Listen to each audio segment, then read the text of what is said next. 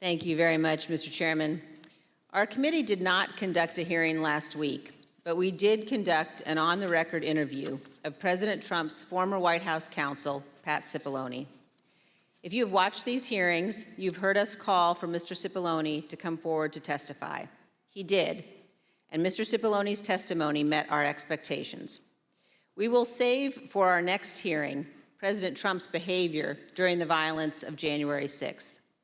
Today's hearing will take us from December 14th, 2020, when the Electoral College met and certified the results of the 2020 presidential election, up through the morning of January 6th. You will see certain segments of Pat Cipollone's testimony today. We will also see today how President Trump summoned a mob to Washington and how the president's stolen election lies provoked that mob to attack the Capitol. And we will hear from a man who was induced by President Trump's lies to come to Washington and join the mob, and how that decision has changed his life. Today's hearing is our 7th.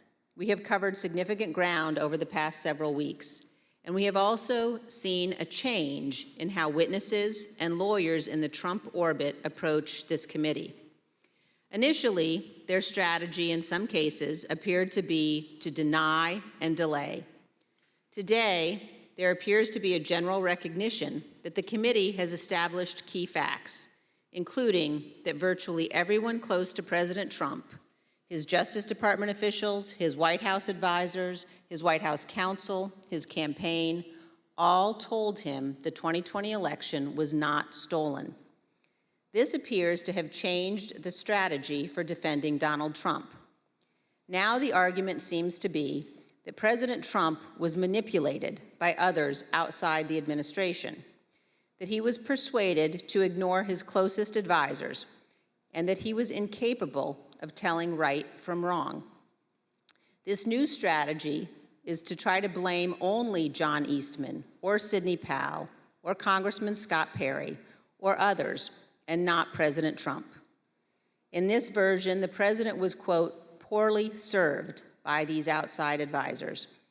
The strategy is to blame people his advisors called, quote, the crazies for what Donald Trump did.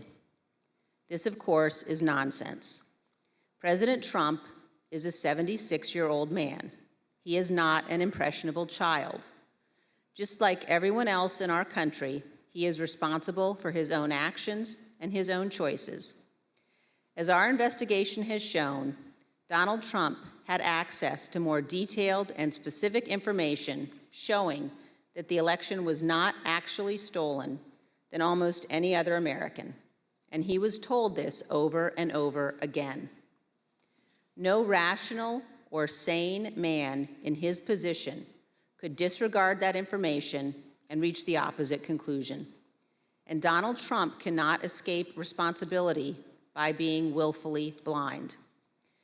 Nor can any argument of any kind excuse President Trump's behavior during the violent attack on January 6th. As you watch our hearing today, I would urge you to keep your eye on two specific points.